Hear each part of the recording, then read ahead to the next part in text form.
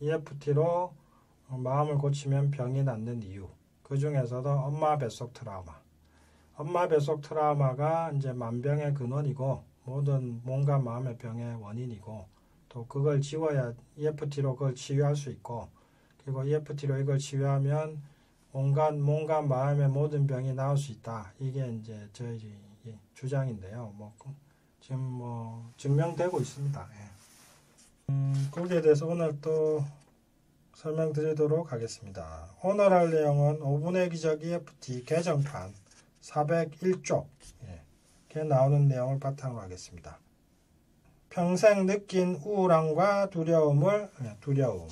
이것도 이제 사례인데 엄마 뱃속 트라우마 치유 사례 두 번째인데 저번 주에 이어서 평생 느낀 우울함과 두려움을 엄마 뱃속 트라우마 치유로 고친 사례입니다. 읽어보겠습니다. 요 몇 달 동안 어떤 일 때문에 우울했습니다. 하지만 그 일 때문에 제가 우울한 것이 아님을 깨닫게 되었어요. 큰일 없이 살아왔지만 저는 이상하게도 어릴 때부터 내성적이며 우울하고 두려워서 남에게 먼저 말을 걸지 못했습니다. 두려움과 우울함을 극복하려고 많은 다양한 수련도 했지만 결국 비슷했습니다. 혹시 선천성 우울증이라는 게 있나 하며 인터넷 검색도 했습니다. 그러다 최인원 선생님의 EFT로 낫지 않는 통증은 없다를 읽는데 어떤 사람이 뱃속에서 낙태할 뻔해서 라는 구절을 보자 마음이 울컥했습니다. 갑자기 아하 하며 머리에 전기가 번쩍 드는 듯 했습니다. 너 어릴 때부터 엄마한테 들은 이야기들이 떠올랐습니다. 너를 갖고 먹을 게 없어서 배가 고팠다. 너를 낳고 젖이 안 나와서 너는 젖배를 골았다. 어릴 때부터 너는 몸이 약했다. 그리고 아버지와 어머니가 자주 다투어서 태아가 많이 불안했을 것이라는 생각도 들었고 엄마가 배고픈 게 태아에게는 아주 치명적이었을 거라는 생각도 들었습니다. 평소에는 엄마 이런 말에 전혀 아무런 느낌이 없었는데 그날은 다르게 느껴져서 이것에 대해 EFT를 해야겠다고 생각했습니다. 그때 마침 밤에 운전 중이라 차 안에 혼자 있었습니다. 나는 엄마 뱃속에서 배가 고파서 힘들고 불안하지만 이런 나를 이해하며 받아들입니다. 이렇게 말하면서 두드리자 굵은 눈물과 통곡 소리가 쏟아졌습니다. 아무도 없는 밤이라서 너무 다행이었습니다. 엉엉 울고 나서 나도 모르게 아주 크게 이렇게 말했습니다. 나는 너를 이제 다시는 배골게 하지 않을 거야. 시간이 다 되어서 충분히 못한 것 같아 조금 아쉬웠지만 그 뒤로 저는 아주 행복해졌습니다. 평소에 끈기가 부족하고 늦게 일어나고 많은 일을 한꺼번에 못하고 자주 지치고 피곤하며 두려움을 많이 느꼈던 나를 이해할 수 있게 되었습니다. 요즘은 마음이 많이 행복합니다. 보세요. 이 모든 게 결국 끈기가 부족하고 늦게 일어나고 많은 일을 한꺼번에 못하고 자주 지치고 피곤하고 많이 두려워하고 이게 결국 엄마 뱃속 트라우마의 영향이었다 이거죠. 그리고 이분은 참 대단한 게 갑자기 낙태할 뻔해서라는 그 구절 하나 듣고 갑자기 뭐가 탁 떠올라서 스스로 본인의 엄마 뱃속 트라우마를 치유한 건데 이런 분들이 종종 있죠. 근데 이런 분들은 이게 우연이 아닙니다. 우연 같지만 여기 보시면은 아까 두려움과 우울함을 극복하려고 많은 다양한 수련도 했지만 이런 게 나오잖아요. 그러니까 자기 스스로 고치려고 이런저런 노력을 많이 했던 겁니다. 그런 걸 많이 했던 분들이 EFT를 만나면서 뭐가 탁 트이면은 이렇게 팍 효과가 나는 겁니다. 그러니까 이제 결국 꾸준히 노력하면 언젠가 되긴 된다 뭐 이런 얘기도 되고 그 다음에 이제 또 더 중요한 거는 누가 이렇게 됐다가 나도 이렇게 될 거라고 생각하시면 안 됩니다. 모든 분이 이렇게 되는 건 아닙니다. 그렇게 해서 이제 5분의 기적 EFT 개정판에 나오는 그 엄마 뱃속 트라우마에 대한 그거는 이제 대충 제가 설명을 드렸는데 책에 없는 내용을 조금 더 보충 설명을 드릴까 합니다.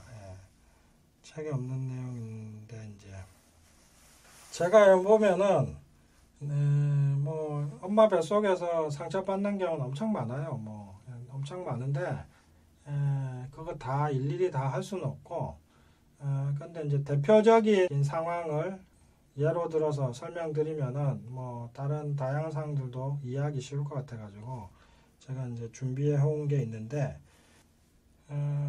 그게 뭐냐면은 엄마 뱃속에 있을 때 엄마가 나를 낳지 않으려고 했던 경우, 나를 떼려고 했던 경우, 그렇게 해서 태어난 사람을 낙태 생존자라고 하는데 낙태 생존자 증후군, 엄마 뱃속 트라우마 중에서도 낙태 생존자 증후군에 대해서 설명드리겠습니다. 엄마 뱃속에서 있을 때 엄마가 나를 안 낳으려고 하고 나를 떼려고 했었던 경우에 그래서 그런 경험을 하고 태어난 사람은 어떻게 되느냐, 그런 사람들은 어떤 생각, 감정을 평생 갖게 되느냐, 그 부분을 설명드리겠습니다. 자, 일단 그런 낙태 생존자들은 엄청난 공포심을 느낍니다. 첫째, 공포입니다. 언제 무슨 일 생길지 모른다, 언제 죽을지 모른다, 절대 안심할 수 없다, 무슨 일 생길지 모른다, 언제 끝장날지 모른다, 이게 어떻게 될지 모른다, 뭐 이런 생각들. 그래서 이런 생각들 때문에 항상 공포, 불안이 있습니다. 그 다음에 두 번째, 분노 및 원망이 많습니다. 왜 나를 죽이려고 해? 엄마가 어떻게 나를 죽일 수가 있어? 엄마가 어떻게 나한테 그럴 수 있어? 이런 분노와 원망이 있는데, 그래서 뭐 공포시 겉으로는 이제 공포가 엄청 불안한데 속에 원망이 많이 가득 차 있는 경우가 대체로 많죠. 그래서 누군가를 엄청 미워하기도 하고, 그 다음에 의심이 많죠. 아무도 믿을 수 없다, 믿을 수 있는 사람은 없다, 아무도 믿으면 안 된다, 뭐 이런 생각들이 많죠. 그래서 의심이 많고 걱정이 많고. 이건 왜 그러냐? 왜냐면 엄마가 나를 낳지 않으려고 하고 나를 떼려고 했기 때문에 엄마도 못 믿는데 누굴 믿냐 이거죠. 그러니까 아무도 믿을 수 없다, 이런 게 많아요. 그래서 그러다 보니까 인간관계, 깊은 인간관계를 못 맺게 되죠. 그래서 항상 외롭고 허전하죠. 그 다음에 열등감. 열등감이 많습니다. 나는 못나고 부족하다, 나는 쓸모가 없다, 뭐 나는 있어도 그만, 없어도 그만이다, 뭐 이런 열등감이 많고. 그 다음에 자기 혐오. 자기가 자기를 싫어요. 왜 싫어하냐?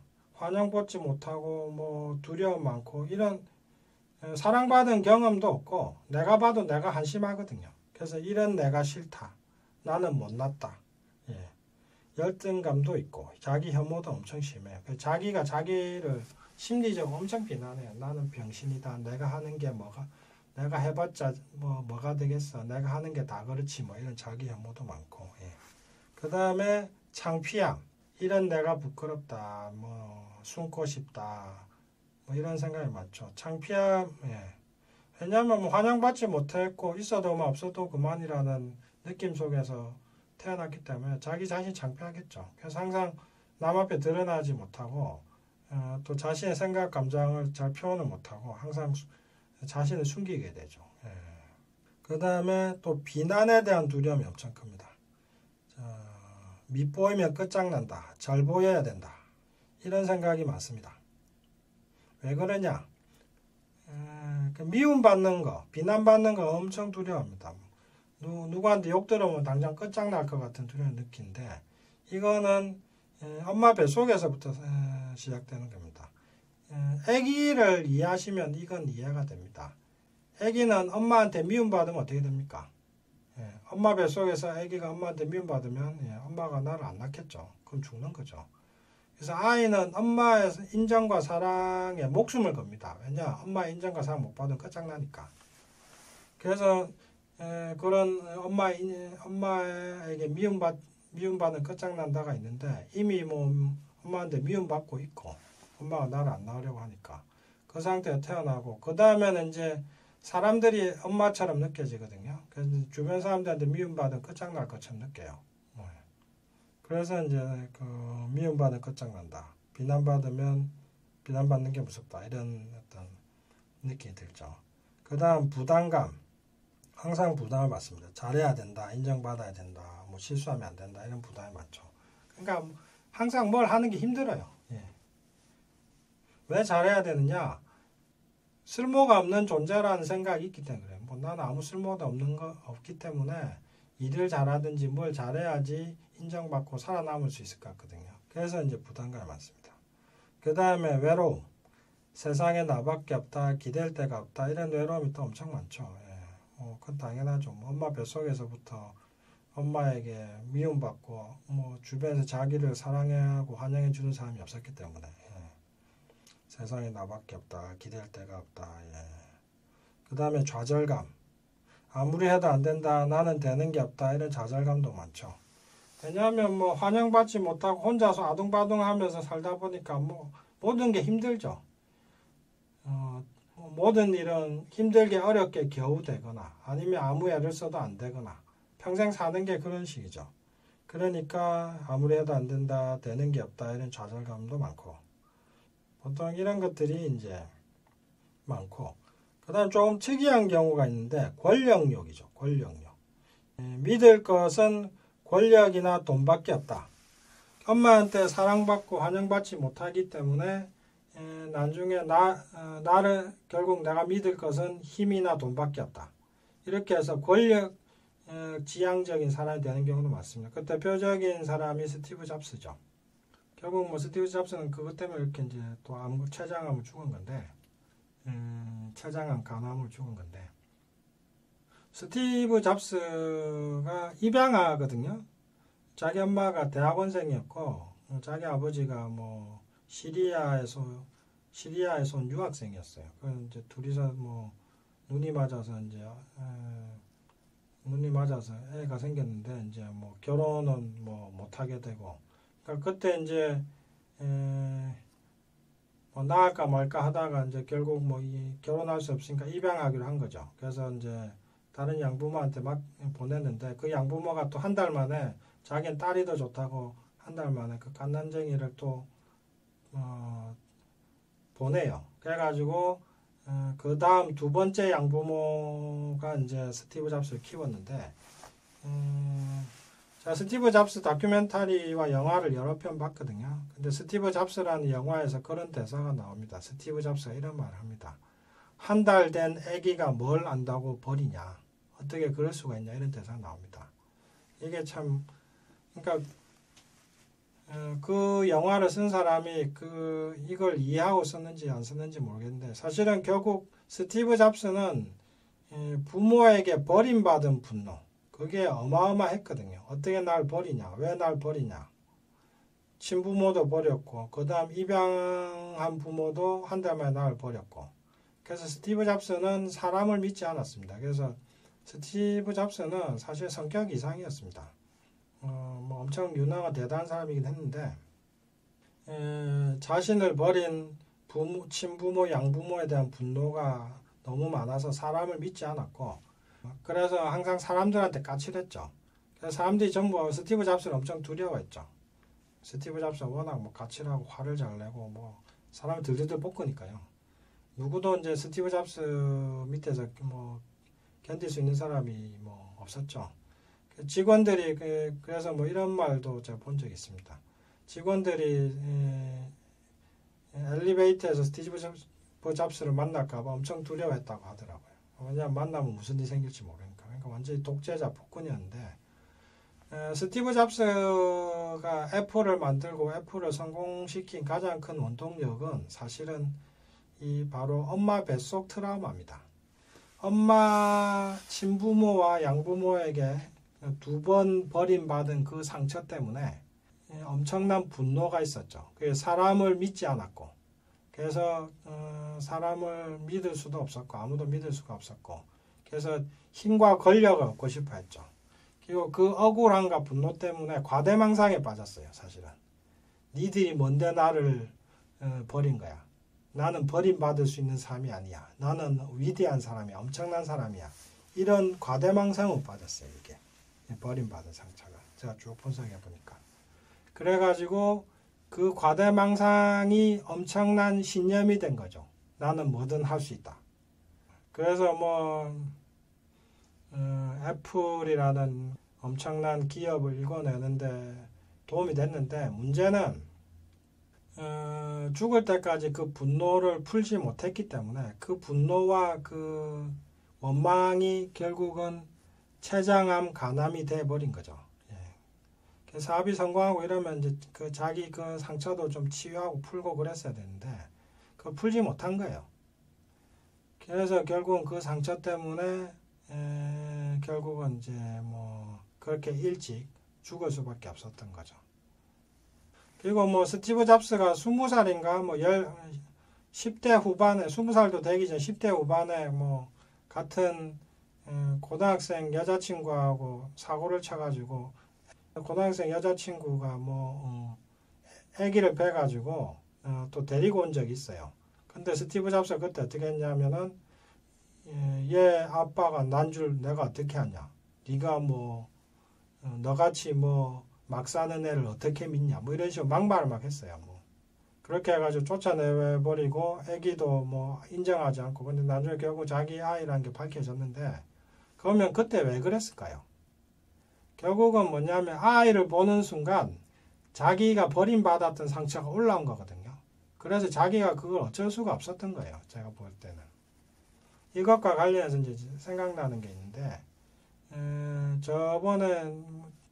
저번 시간에 설명드렸던 분인데 60대 여자분인데 평생 소화기가 나빠서 잘 먹지도 못하고 소화도 안 되고 평생 사는 것도 무서웠고 죽는 것도 무서웠다. 뭐 그렇게 얘기했던 분 사례를 설명드린 적이 있는데 뭐 그분이 그렇게 된 게 이제 위로 언니가 둘 있는데 또 자기가 딸이어서 엄마가 뭐 시어머니한테서 이제 또 딸 낳았다고 또 셋째 딸 낳았다고 쫓겨날까 두려워서 뭐 자기하고 죽을 거라고 자기를 내팽개치고 방문 걸어 잠그고 그래서 뭐 엄마는 나오지도 않고 그래서 이제 친정 아버지가 찾아와서 겨우 달래가지고 아기도 살리고 뭐 자기 엄마도 뭐 살려냈다 뭐 그런 얘기 제가 해드린 적이 있는데 이분이 이제 그 상담할 때 어떤 일이 있었냐면은 이분이 딸이 이제 결혼해서 이제 아기를 낳게 된 거예요. 그래서 이제 뭐 당연히 이제 딸이 이제 출산하게 되면 보통 친정에 가잖아요. 엄마 편하고 엄마가 좀 산후조리 해달라고. 근데 딸이 이제 손자 낳을 거라고 자기한테 오니까 너무 무섭고 불안해서 견딜 수가 없더라 이거죠. 그래가지고 내가 차마 못 봐주겠다 이러고 딸을 시대고 다시 보냈다 이겁니다. 그래서 딸이 엄청 서운했다고 그 얘기를 하는데 그럼 이분은 왜 그랬을까요? 바로 손자가 태어나는 과정을 지켜보면서 자기 마음속에 그 가라앉아 있던 자신의 상처, 임신 전후 자신의 엄마별 속 트라우마가 이제 올라온 거죠. 그걸 건드린 거죠. 딸이 임신하고 출산하는 그 과정이. 그게 이제 그때 상처 확 올라오니까 너무 무섭고 두려워서 견딜 수가 없었던 거죠. 그래서 자기 딸이 출산한 것도 못 봐주고 이제 딸을 이제 시대로 다시 보낸 거죠. 예. 스티브 잡스도 똑같은 겁니다. 자기가 버림받았는데 똑같이 이제 사고 쳐서 이제 여자친구가 애 데리고 오니까 또 자기 버림받은 상처 확 올라와가지고 어쩔 줄 몰라 하다가 이제 뭐 여자친구 내쫓아버리고 막말하고 뭐 그렇게 한 거죠. 예. 그러다가 다시 이제 스티브 잡스가 또 뭐 시간이 10년인가 뭐 지나가지고 한 10년쯤인가 지나가지고 다시 이제 여자를 만나서 또 이번에도 또 결혼도 하기 전에 임신을 먼저 합니다. 그래서 또 임신하려고 하니까 이제 또 도망갑니다. 이제 또 상처가 올라와가지고. 근데 이번에는 여자가 이제 대차게 대응을 하죠. 그리고 이제 스티브 잡스 나이도 좀 들고 그렇게 해가지고 이번에는 임신한 상태로 결혼합니다. 이 부인이 바로 지금까지 그 현재 미망인입니다. 현재 그 스티브 잡스의 부인입니다. 예. 그렇게 해서 애 셋을 낳죠. 그 부인의 덕을 많이 봅니다. 부인이 스티브 잡스를 잘 보듬어줘 가지고 정상적인 생활을 하게 됐는데 자 이런 식으로 엄마 뱃속 트라우마가 평생 영향을 준 겁니다. 그리고 이제 그 권력욕, 믿을 것은 권력이나 돈밖에 없다 이런 거. 자, 다시 설명드리겠습니다. 이제 내용이 많아서 이제 조금 간략하게 요약해드리겠습니다. 엄마 뱃속 트라우마는 뭐 한 사람의 인생에서 뭐 평생 영향을 주는데 그 중에서도 오늘은 그 낙태 생존자들이 평생 마음속에 갖게 되는 생각과 감정을 설명해 드렸고요. 그걸 다시 간략하게 다시 반복해서 요약해 설명해 드리겠습니다. 일단 낙태 생존자들은 공포가 있습니다. 언제 무슨 일이 생길지 모른다. 언제 죽을지 모른다. 절대 안심할 수 없다. 무슨 일이 생길지 모른다. 언제 끝장날지 모른다. 이런 생각, 느낌.